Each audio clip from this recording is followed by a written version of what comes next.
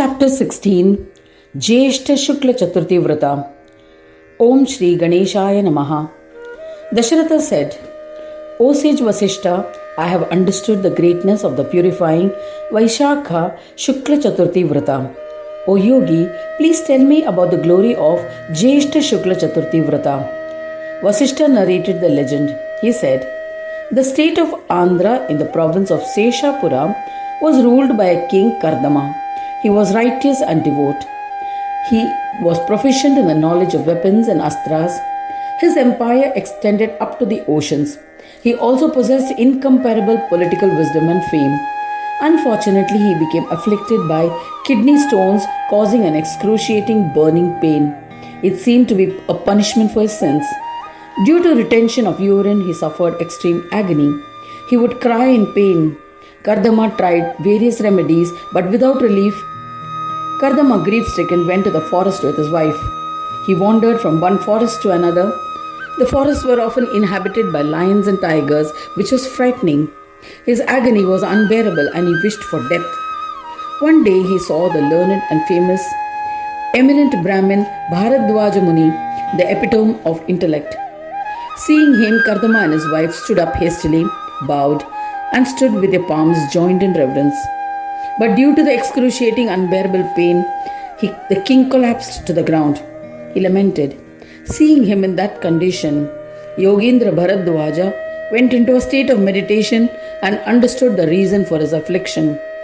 He kindly said to Kardama, O King Kardama, heed to my benevolent words and you will become pain-free.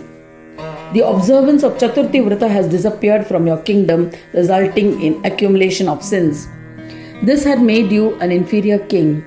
Therefore, O king, with your subjects you should observe the Chaturthi Varta. O king, you will thus be redeemed of this pain and sorrow. Hearing these words of Bharadwaja Muni, an overjoyed king offered pranams and politely asked him to explain the procedure for observing the Vrata.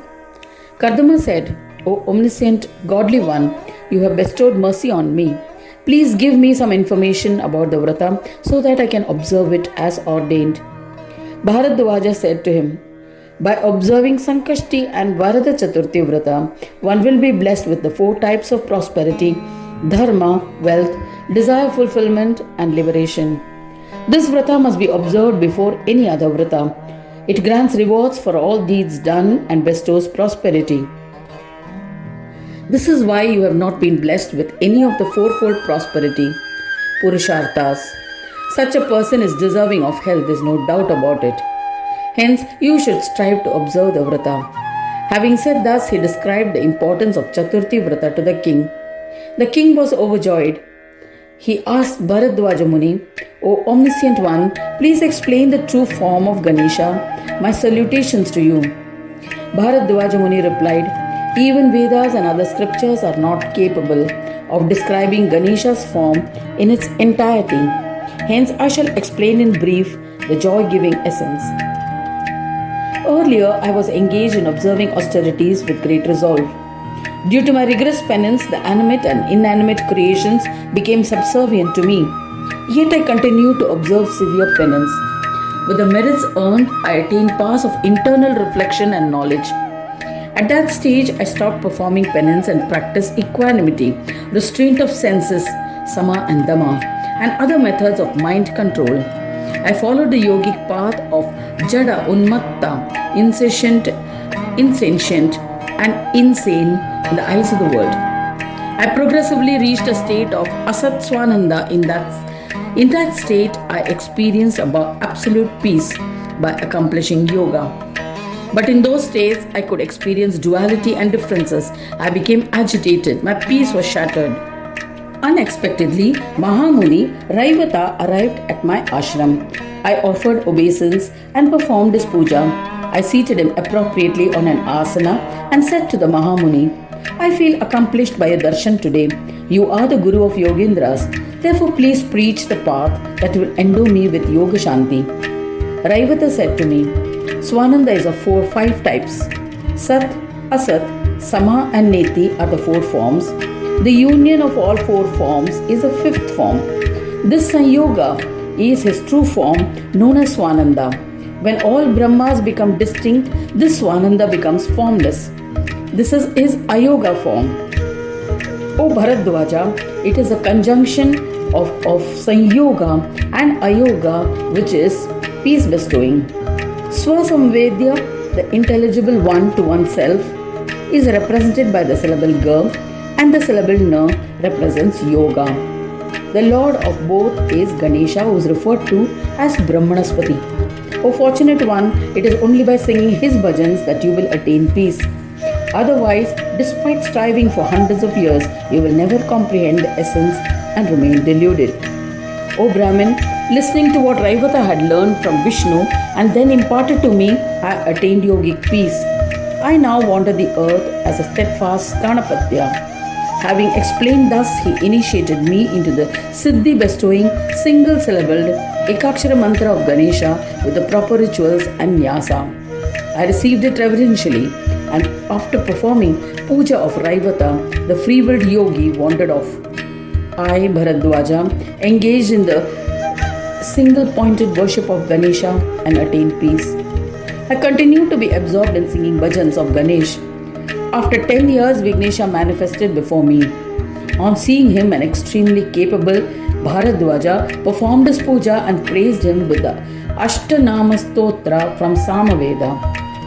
He granted me the position of a Ganapatya and returned to Swanandaloka. Since then, I have been singing bhajans of Ganesh with devotion.